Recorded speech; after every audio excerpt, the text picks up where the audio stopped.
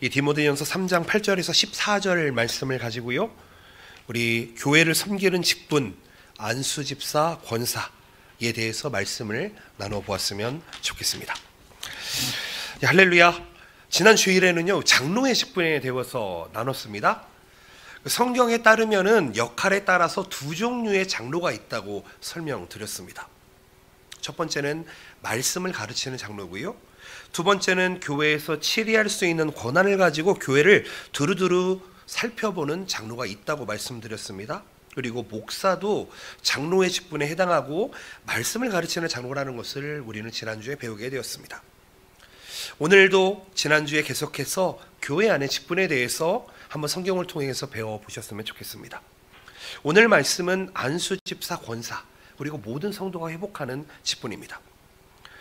집사 직분의 유래를 보게 되면요, 사도행전 6장에 집사를 세웠다라는 구절이 나옵니다.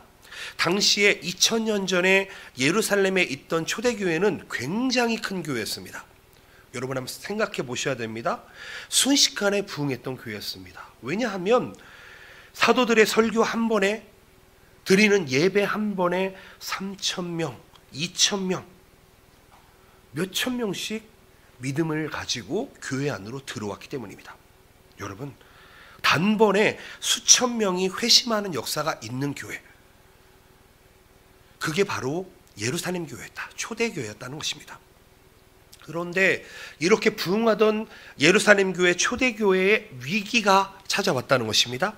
그것이 무엇이었냐면은 교회 안에 히브리파 유대인이 있었고 헬라파 유대인, 즉 그리스파 유대인이 있었습니다. 이 사이에 차별이 발생했다고 이야기합니다. 히브리파 유대인이라는 것은 이스라엘이 바벨론에 의해 멸망한 뒤에도 쭉 가나안 땅에서 살았던 유대인들을 이야기합니다. 반대로 헬라파 유대인들은요, 그 멸망 당시에 그 당시에 타국으로 이주해서 그리스 문화권에 살면서 그리스어를 사용하다가 다시 본토로 돌아오게 된 유대인 디아스포라, 즉 귀국자들을 이야기합니다. 그런 헬라파 유대인들이 차별을 받고 교회에서 나눠주고 있었던 구호품을 받지 못하는 일이 발생을 했습니다. 그 때문에 교회 안에 큰 원망이 생겼다라고 성경은 이야기합니다. 여러분, 교회 안에 원망이 생겼다.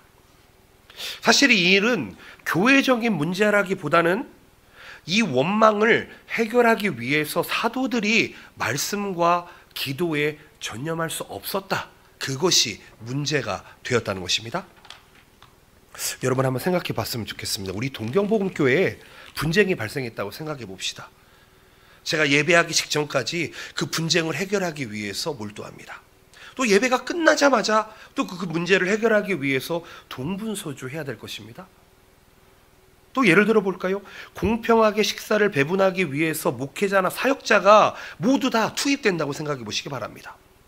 그러면은 설교를 하면서도 예배가 끝나자마자 해야 할 일을 생각하느라 머릿속이 분주하고 복잡할 것입니다. 말씀에 제대로 집중할 수가 없을 것입니다. 무질서할 것입니다. 여러분, 교회는요, 이 교회 성도들에게 있어서 가장 중요한 것이 무엇입니까? 그것은 바로 하나님의 말씀을 듣고 찬양하고 기도하고 예배하는 것입니다. 하나님을 만나는 것인데 그 역할을 담당하고 있는 사도들의 머릿속이 복잡하고 하나님의 말씀에 중심을 잡고 있지 못하고 성령님의 역사에 온전히 집중하지 못하는 지경에 이르렀다는 것입니다. 여러분, 이것이야말로 정말 교회의 큰 시련이 아닐 수가 없는 것입니다. 당연히 교회는 사람들이 모이는 곳입니다. 원망이 있을 수도 있고 불평이 있을 수도 있습니다. 다수가 모인 공동체이기 때문에 의견을 나누다 보면 때로는 이 큰 소리가 날 수도 있을 것입니다.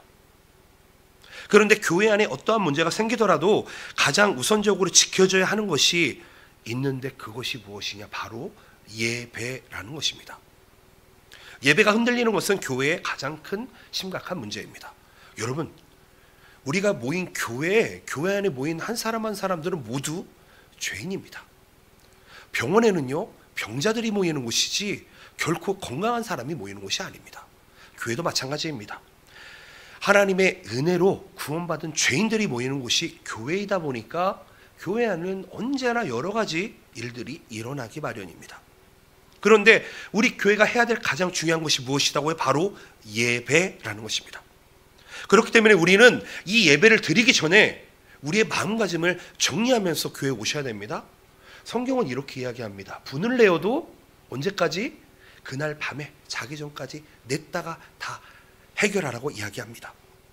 우리는 예배 드리기 오기 전에 혹 오늘 부부싸움하고 오신 분 안 계시겠죠? 그렇죠. 혹시 뭐 자녀들과 이렇게 싸우고 오신 분 안 계실 거라고 생각합니다. 혹 계시다 하더라도요, 여러분 잘 해결하시고 예배에 나오셔야 됩니다. 우리가 예배를 위해서 거룩하게 준비되어야 한다는 것입니다. 초대교회에 이 같은 문제들을 해결하기 위해서 사도들이 집사를 세웁시다 라고 성도들에게 제안을 합니다. 예루살렘 교회의 성도들은요, 사도들이 제안한 대로 7명의 집사를 선택하고 그들에게 구제 사역을 맡겼습니다. 이때부터 세워진 집사들이 교회 안에서 구제, 그리고 봉사, 그리고 전도하는 책임을 맡았다는 것입니다. 우리 동경보험교회 집사님들께서도 지금 동일한 사역을 감당해 주고 계십니다. 그리고 일반적인 장로교단의 교회법에는요, 집사, 이 집사라는 직분이 정확하게는 안수집사입니다. 이렇게 되어 있습니다. 정확하게는 안수집사에 대한 사명에 대해서 이렇게 이야기하고 있습니다. 안수집사는 교회에서 선출된다. 그리고 재직회의 회원이 된다. 그러니까 재직회에서 역할을 맡게 되는데 구체적으로는 교회에서 봉사하고 헌금을 수납하고 구제에 관련된 일을 담당한다. 아멘. 여러분, 안수집사님들의 사명이 무엇일까요? 지금부터 안수집사님들이 세워질 것입니다. 그 집사님들이 감당해야 될 사명이 무엇입니까? 바로 봉사하는 일입니다. 안수집사님의 역할은 다스리는 역할이 아니고 봉사하고 섬기는 역할입니다. 구체적으로는 이렇게 이야기합니다. 헌금을 수납하고 구제와 관련된 일을 담당하고, 아멘. 초대교회에 있는 예루살렘 교회에서 선출한 7 집사님의 모범을 따라야 한다. 그게 집사의 역할이라는 것입니다. 이것이 사도행전 6장에 나와 있는 안수 집사의 유래와 집사님들의 역할이라는 것입니다. 그런데 여기에 한 가지 주의해야 될 점이 있습니다. 반드시 주의해야 됩니다. 그것은 사도들이 직접 지목을 해서 안수 집사를 세우지 않았다는 것입니다. 이것은 상당히 중요하고 많은 교회가 회복해야 하는 매우 중요한 내용이라고 저는 생각을 합니다. 초대교회 당시의 사도들은요, 성도들의 성편을 아마 잘 알고 있었을 것입니다. 오늘날에도 마찬가지지만 성도들의 형편을 목사가 잘 알고 있을 것입니다. 이것은 그들의 생활이 아니라 믿음에 관한 부분입니다. 영적인 것에 관한 부분입니다. 성도들의 믿음에 대해서는 목사가 잘 알고 있을 것입니다. 그렇기 때문에 목사가 누군가를 세운다, 뽑는다라고 하는 것은 매우 조심스러운 일이고 어쩌면 하지 말아야 하는 일이 아닐까 생각을 해봅니다. 혹 어쩔 수 없는 상황이라면 그렇게 해야 하겠지만 원칙적으로는 좋지 않은 것 같습니다. 사도행전 6장 5절 6절 말씀을 함께 보실까요? 이렇게 되어 있습니다. 온 무리가 이 말을 기뻐하여 믿음과 성령이 충만한 사람 스데반과 또 빌립과 브로고로와 니가노르와 디몬과 바메나와 유대교에 입교했던 안디옥 사람 니골라를 택하여 사도들 앞에 세우니 사도들이 기도하고 그들에게 안수하니라. 여러분들이 잘 아시는 이름이 나왔지요. 스데반, 빌립, 브로고로, 니가노르, 니몬, 디몬, 바메나, 안디옥 사람 니골라, 이들이 이 집사로 임명되어서 안수를 받았습니다. 즉 안수를 받은 집사, 안수 집사가 되었다는 것입니다. 임명받은 사람들의 이름이 열거되어 있는데 여러분 이 이름에 주목해 보시기를 바랍니다. 이 이름들에는 굉장한 시사점이 있습니다. 이 이름이 유대인, 즉 이스라엘 사람들이 쓰는 이름이 아니었다는 것입니다. 히브리식 이름이 아닙니다. 헬라식, 즉 그리스식 이름입니다. 그러므로 이들은 히브리파 유대인이 아니라 헬라파 유대인으로 우리는 볼 수 있다는 것입니다. 유대인 토박이들이 아니라 흩어져 살다가 귀국한 사람들이 지금 안수 집사로 세워졌습니다. 헬라파 사람들의 원망을 해결하기 위해서 상대적으로 우위에 있던 히브리파 유대인들을 세운 것이 아니라 헬라파 유대인들 중에서 7명의 집사를 세웠다. 자, 이것을 보게 되면은요, 초대교회 예루살렘 교회는 참으로 성숙한 교회였던 것으로 보여집니다. 누가 이들을 택하였습니까? 사도가 택했습니까? 말씀을 자세히 보시게 되면 온 무리가 택하여 사도들 앞에 세웠다, 이렇게 이야기합니다. 다시 한번요. 온 무리가 택하여 사도들 앞에 세웠다. 사도들이 세운 게 아니라는 것입니다. 단순히 생각하면은 사도들이 선택하는 것이 제일 좋을 것처럼 보이지만 예루살렘 교회는 그런 방식을 택하지 않았습니다. 당연히 각 교회 사정에 맞춰서 안수 집사나 집사를 세울 때 세우는 그 규율은 다를지 모르겠습니다. 그런데 예루살렘 교회는 그런 방식을 택하지 않았다는 것입니다. 초대교회 성도들은 스스로 안수 집사와 권사를 세웠습니다. 이것은 성숙한 성도들이 해야 하는 매우 중요하고 우리가 기억해야 되는 성령 공동체의 특징이라는 것입니다. 아멘이십니까? 여러분, 저는요, 말씀을 읽고 또 기도하게 되면서 성령님에 대해서 묵상하게 됩니다.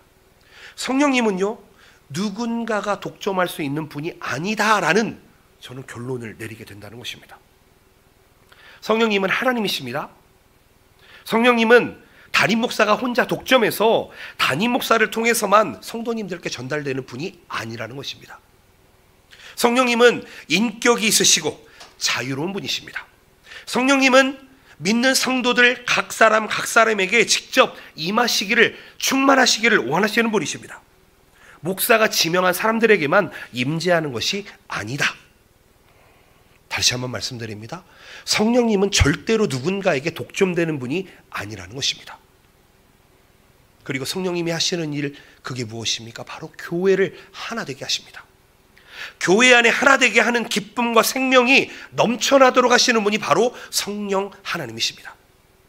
그러므로 성령 충만하지 않은 성도들의 마음속에는 기쁨이 없습니다. 성령 충만하지 않은 사람들의 그 일에는요, 기쁨이 없어요. 저는 오늘 예배를 통해서 성령 충만한 여러분들 되시기를 예수님의 이름으로 축복드립니다. 성령 하나님이 충만함으로 말미암아 주시는 그 놀라우신 기쁨과 은혜가 넘치는 여러분들 되시기를 축복드립니다. 그렇기 때문에요, 성령이 충만한 사람들은요, 특별히 리더들은 거만하지 않습니다. 진정으로 성령에 충만한 사람들은요, 언어 사용을 조심합니다. 또한 성령의 인도하심에 순종하는 사람들은요, 절대로 성령님보다 먼저 일하지 않습니다. 왜냐하면 성령 하나님이 일하시는 것을 신뢰하기 때문입니다. 하나님에 대해서 잘 모르고 성부 하나님, 성자 하나님, 성령 하나님, 삼위일체 하나님을 알지 못하는데, 이해하지 못하는데 신앙생활 하다가 성령 체험을 하시는 분들이 있습니다. 그런데요, 그렇게 하나님을 제대로 알지 못하고 하나님의 말씀을 알지 못하는 상태에서 성령님의 능력을 경험한 경우에는요, 때로는 교만해지고 독재자와 같은 행동을 하는 경우를 볼 때가 있다는 것입니다. 여러분, 교회 안에서요, 이와 같이 성령님의 사역에 대해서 오해하게 되면 불안정한 상황이 발생할 수 있다는 것입니다. 제가 지금 예루살렘 교회 집사 임명을 얘기하다가 성령 충만에 대해서 이야기하고 있습니다. 자, 이렇게 볼 때에 예루살렘 교회가 참으로 성숙했다라는 것은 틀린 것이 아닌 것 같습니다. 잘 다시 한번 돌아가 봅니다. 지금 예루살렘 교회 안에 큰 문제가 일어나 있습니다. 사도들이 말씀과 기도에 집중할 수가 없어서 예배가 흔들릴 만한 큰 문제가 일어났습니다. 이 문제를 해결할 사람으로서 누구를 집사로 임명하느냐에 따라서 이 교회의 미래가, 이 교회의 형편이 결정될 것입니다. 그런데 사도들이 했던 행동이 무엇입니까? 이 중요한 일을 성도들에게 맡겼습니다. 성도들에게 맡겼다는 것입니다. 왜 맡겼던 것일까요? 그것은 성도들이 성령 충만했기 때문입니다. 아멘이십니까? 아멘이십니까? 예루살렘 교회의 운영에 중요한 원리가 있습니다. 그것은 성령 하나님께서 이 교회를 이끌어 간다는 것입니다. 그러한 소신과 믿음이 있었습니다.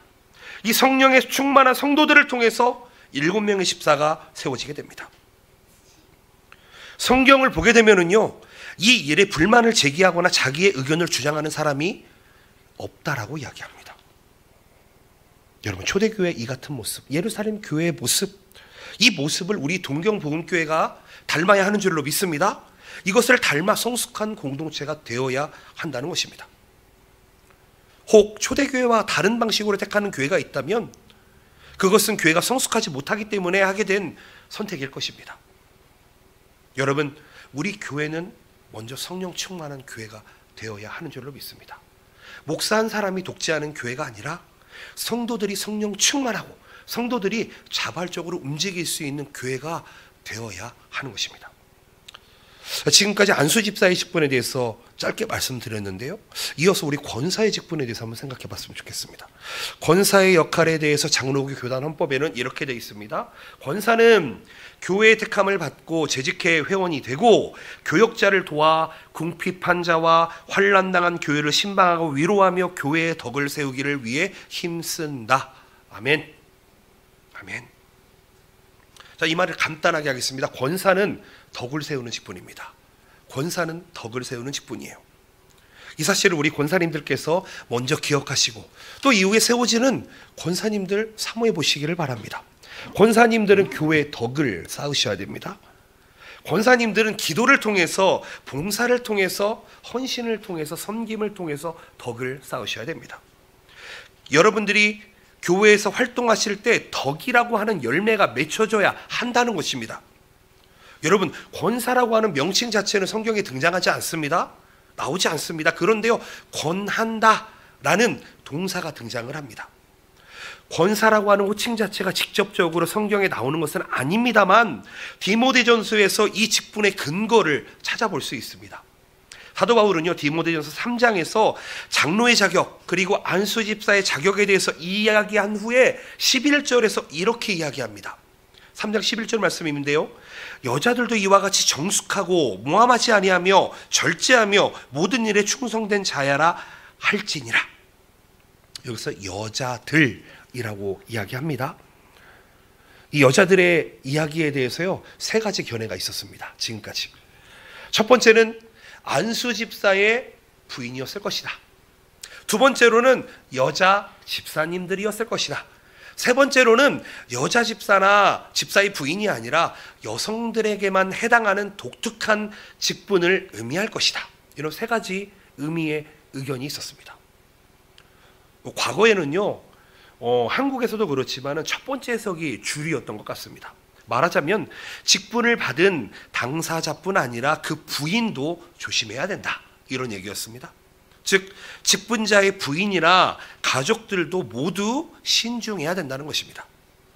이 해석의 근거에서요, 예전에 한국에서 이렇게 직분자를 세우시는 걸 보게 되면은 안수 집사 임명식, 장로 임명식 보면은 뒤에 권사님들의 그 부인들이 한복을 입고 같이 서가지고 임명을 하는 경우가 있었습니다. 그런데 디모데전서 3장의 내용과 문맥을 살펴보게 되면 이것은 집사의 아내에 대한 내용이 아닌 것으로 보여집니다. 왜냐하면은 그 앞에 장로에 대한 내용이 있었습니다. 장로에 대해서 이야기할 때 부인에 대한 이야기가 없었거든요. 그렇기 때문에 이것은 집사의 아내에 대한 이야기가 아닐 것이다. 그러므로 여기에서 표현된 여자들이라는 표현은 성경에서 이야기하는 것, 그것은 여성들에게만 해당하는 독특한 직분이 있었을 것이다. 즉 세 번째 견해의 의견이 합당해 보인다는 것입니다. 왜냐하면 안수 집사에 대해서 설명하는 중에 여자들이라는 표현이 나오기 때문입니다. 그러면 그런 점에서 볼 때 여기서 나오는 여자들이라는 표현은 오늘날의 권사의 직분을 의미한다고 해석하는 것이 저는 옳다고 여겨집니다. 자, 그러면 누가 안수 집사가 될 수 있고 누가 권사가 될 수 있고 누가 직분자가 될 수 있느냐, 선출된 이후에 어떻게 살아가야 되느냐, 참 중요할 것입니다. 사도행전 6장 3절을 보시게 되면 이렇게 되어 있습니다. 형제들아, 너희 가운데서 성령과 지혜가 충만하며 칭찬받는 사람 7을 택하라. 우리가 이 일을 그들에게 맡기고. 여러분, 이 말씀을 볼 때 직분자들의 후보는 어떤 사람입니까? 세 가지로 정리할 수 있습니다.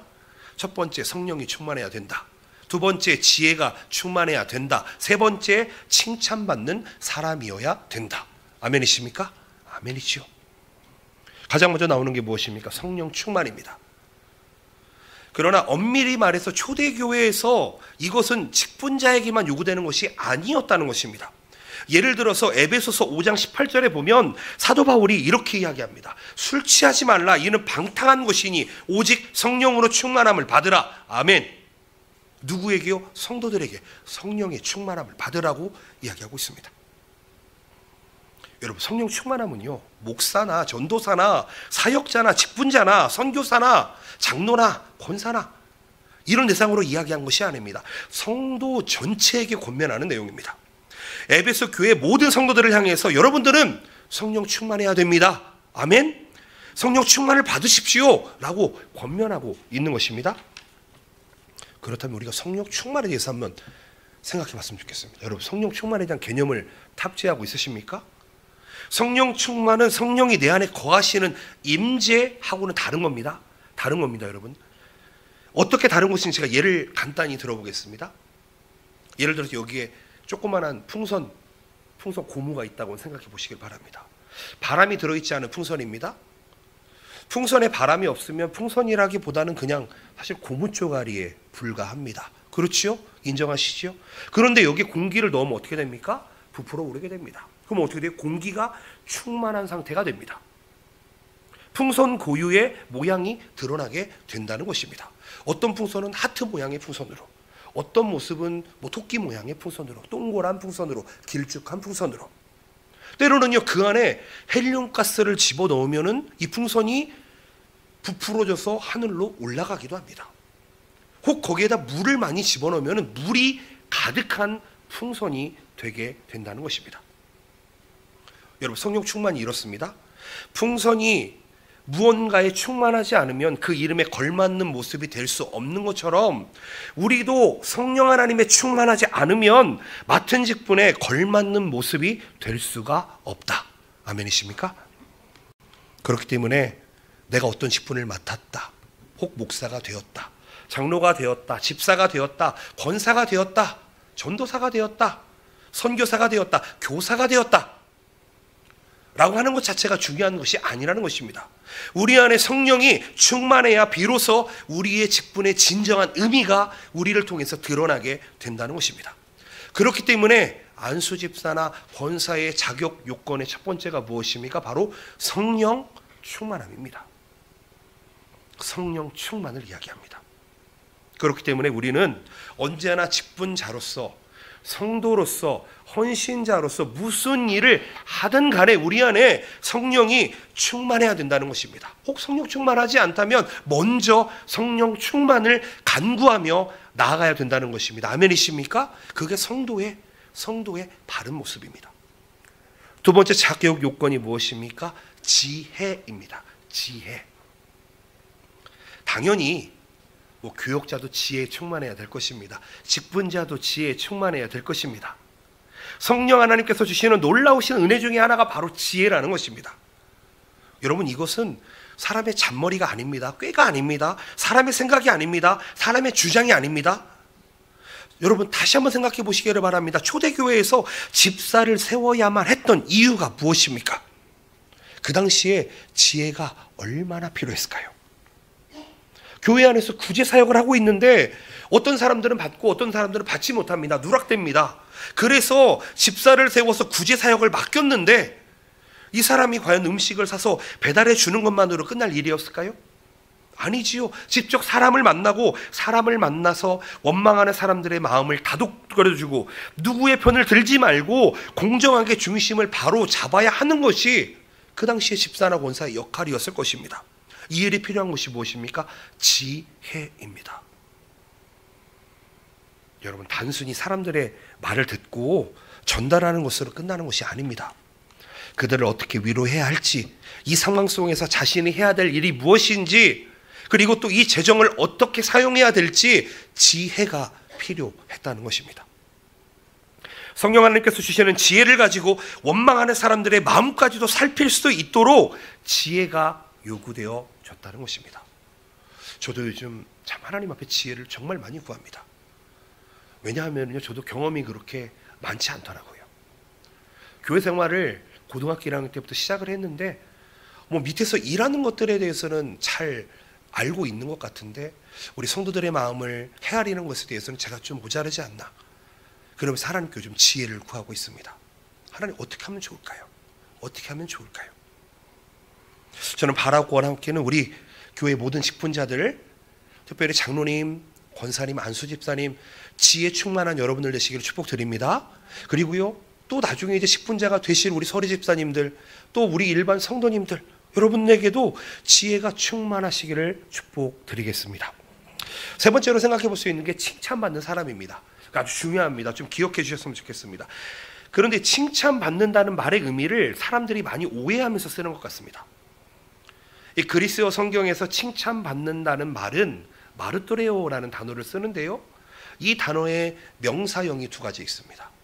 이 마르토레오라는 단어의 명사형이 두 가지 있는데, 하나는 증인, 또 하나는 순교자입니다. 다시 한번 뭐라고요? 칭찬받는 사람이라는, 칭찬받는 사람이라는 이 명사형 단어가 뭐라고요? 증인과 순교자입니다. 그렇기 때문에 칭찬받는다고 하는 것은 성도들한테 칭찬받고 인기가 많은 것이 아니라, 칭찬받는 사람이라는 것은 내면에 있는 신앙이 바깥으로 외적으로 증거되는 사람, 즉 증인이 되는 것. 그 사람이 열매에 충만하다 보면 그 열매가 있는지 성경은 보라고 이야기하고 있다는 것입니다.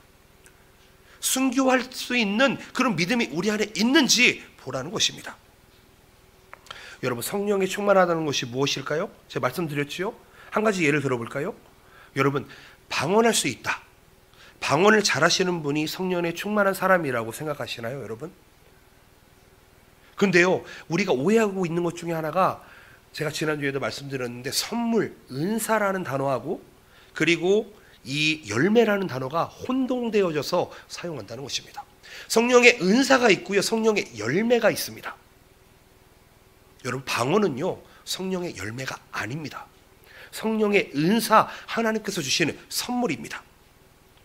그렇기 때문에 성령의 은사와 성령의 열매는 절대 혼동되어서는 안 된다는 것입니다. 성령의 열매가 무엇입니까? 오직 성령의 열매는 사랑과 희락과 화평과 오래 참음과 자비와 양성과 충성과 온유와 절제니 이 같은 것을 금지할 법이 없느니라. 아멘.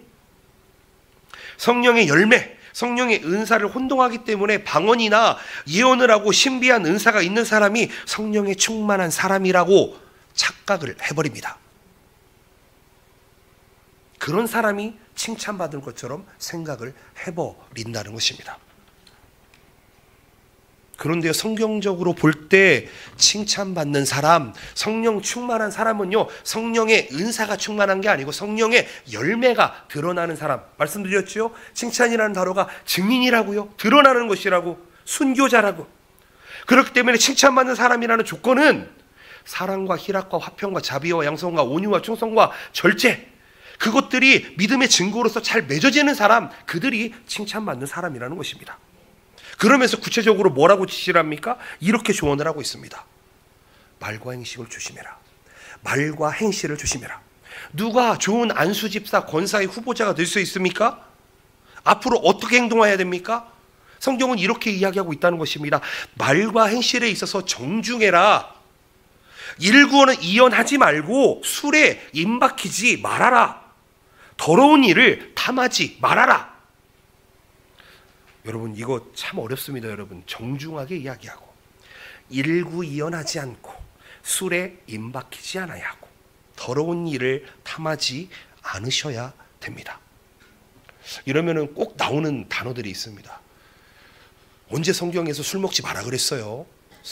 그냥 한 잔 정도는 괜찮지 않을까요? 근데 저는 오늘 말씀을 보니까요, 술에 임박히지 아니하고. 여러분, 한번 여러분들이 생각해 보시기를 바랍니다. 이게 어떠한 이야기인 건지 한번 생각해 보셨으면 좋겠습니다. 두 번째로 신앙 양심을 생각해 볼 수 있습니다. 깨끗한 양심의 믿음의 비밀을 가진 자가 되어야 된다는 것입니다. 믿음의 비밀이라는 것은 예수 그리스도를 믿고 구원받는 것을 의미합니다. 즉 반드시 직분자는요, 구원의 확신이 있어야 됩니다. 아멘이십니까? 너무 당연한 걸 말씀드리죠. 여러분, 근데 교회 다닌다고 구원의 확신이 있는 게 아닙니다. 교회를 오래 다닌다고 해서 구원받는 것도 아닙니다. 제가 너무 부정적으로 이야기하는 것일까요? 여러분, 구원받은 자는 반드시 드러나게 되어 있습니다. 성령의 열매로 드러나게 되어 있습니다.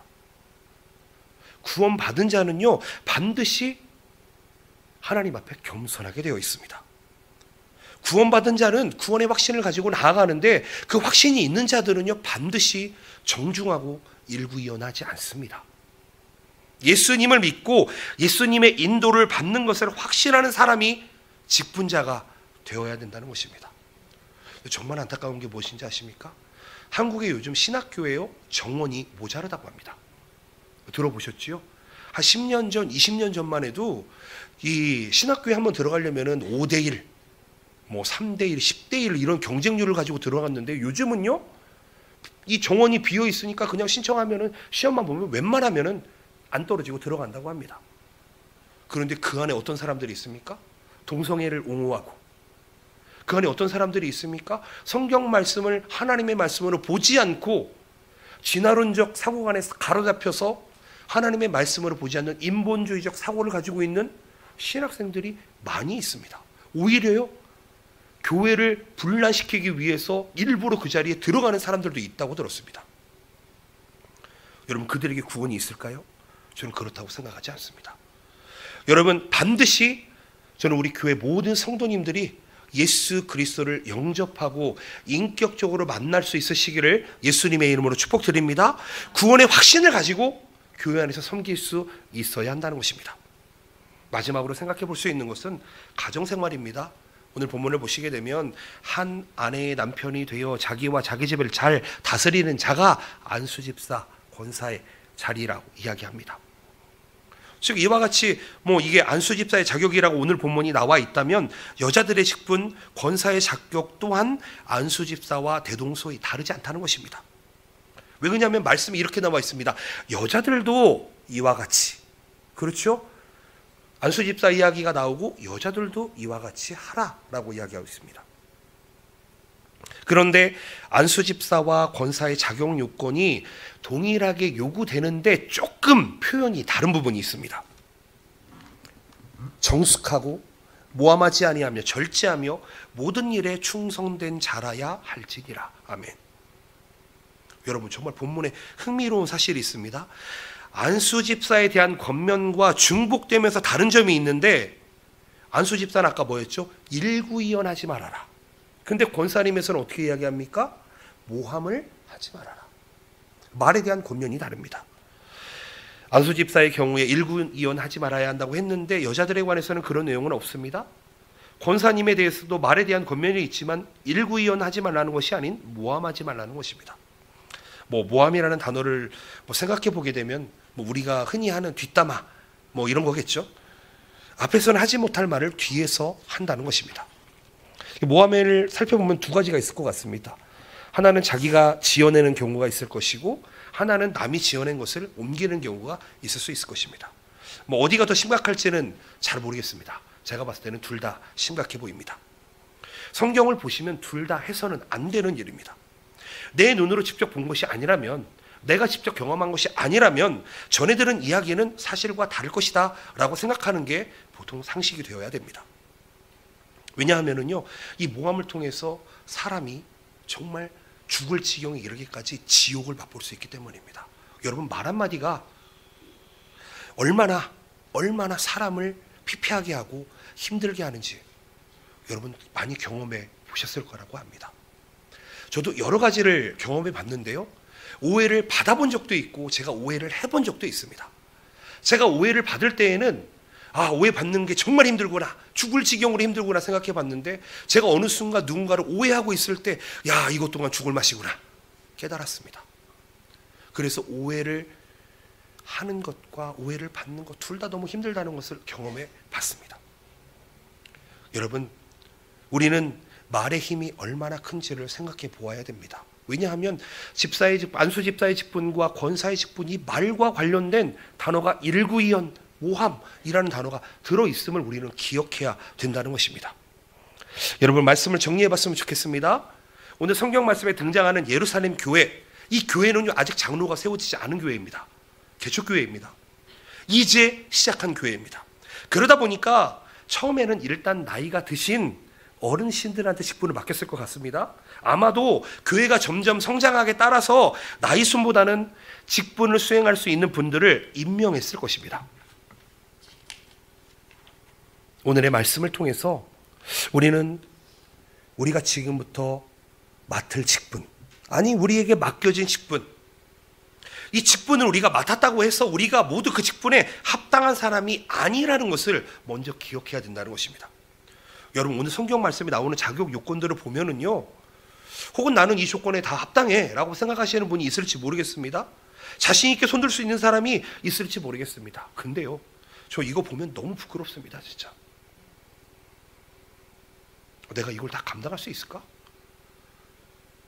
내가 정말 이렇게 할 수 있을까?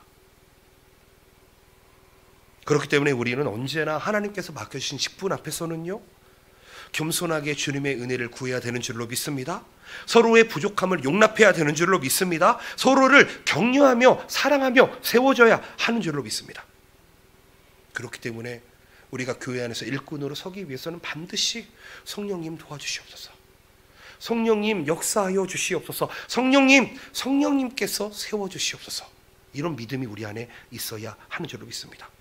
간절히 기도하고 직분자를 세워나갈 때에 디모데전서 3장 13절의 말씀이 우리에게 주어집니다. 한번 보실까요? 함께 읽어보겠습니다. 시작. 집사의 직분을 잘한 자들은 아름다운 지위와 그리스도 예수 안에 있는 믿음의 큰 담력을 얻느니라. 아멘. 집사의 직분을 잘한 자들, 장로의 직분을 잘한 자들, 목사의 직분을 잘한 자들, 집사의 직분을 잘한 자들, 전도사의 직분을 잘한 자들, 성도의 직분을 잘한 자들, 봉사의 직분을 잘한 자들, 헌신의 직분을 잘한 자들, 모든 봉사를 잘한 자들, 주님이 칭찬하시고 아름다운 지위와 큰 믿음의 담력을 선물로 주신다는 것입니다. 여러분, 우리가 하는 봉사, 우리가 하는 헌신이 혹 드러나지 않고 모든 사람들이 알아주지 않는다고 할지라도 하나님께서 주신 자기의 직분을 잘 감당하는 사람들은 하나님께서 알아주신다는 것입니다. 그렇기 때문에 직분을 맡으신 우리 장로님, 권사님, 안수 집사님, 이 직분을 맡으신 분들은요, 나의 섬김이 주님께 인정을 받기를 기대하며 나아가시를 바랍니다. 아름다운 지위와 믿음의 담력을 얻을 수 있도록 매일매일 기도하면서 성령 충만을 구하면서 지혜 충만을 구하면서 겸손히 성도들을 섬길 수 있는 여러분들의 되시길 축복드립니다. 여러분, 직분자뿐 아닙니다. 우리 성도님들 모두가, 저는 장로님의 준하는 신앙이 여러분들에게 있기를 축복드립니다. 그 어떤 어려움이 오고 그 어떤 문제가 있다 할지라도 지혜롭게 성령 충만하게 그 일을 해결할 수 있는 여러분들 되시기를 예수의 이름으로 축복하며 기도드립니다. 아멘. 기도하시겠습니다. 할렐루야. 살아계신 주님, 주님의 은혜와 사랑을 감사를 드립니다.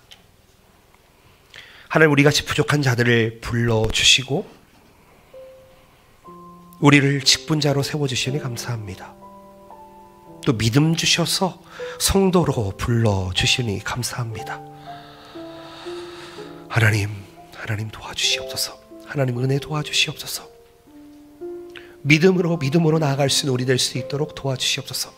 우리 오늘 말씀을 기억하시면서 주님께서 운행하신 역사하신 것들을 기억하면서 우리 마음으로 결단하며 나아가는 시간가 됐으면 좋겠습니다. 목소리 내어서 기도하시겠습니다. 할렐루야. 살아계신 주님의 은혜와 사랑을 감사를 드립니다. 하나님의 은혜로 우리가 이 자리에 서 있습니다. 하나님의 은혜로 우리가 주님 앞에 예배하며 나아갑니다. 우리의 믿음을 우리의 입술로 고백할 때에 하나님의 놀라우신 충만함으로, 지혜 충만함으로 함께하여 주시옵소서. 하나님, 겸손하게 하여 주시옵소서. 하나님 앞에 엎드리며 하나님 교만하지 않게 나갈 수 있는 우리 모든 직분자, 우리 성도 될 수 있도록 주님 인도하여 주시옵소서. 우리의 형편을 아시는 하나님, 우리의 모든 것을 아시는 하나님, 우리가 예배할 때에, 우리가 주님께 기도하며 찬양할 때에 우리 가운데 충만하게 역사하여 주시옵소서. 하나님, 운행하여 주시옵소서. 하나님의 기쁘신 뜻을 분별하며 우리의 말과 행동을 조심하며 정중하며 일구이연하지 하며 무함하지 않는 우리 될 수 있도록 주님 인도하여 주시옵소서. 주님 도와 주시옵소서.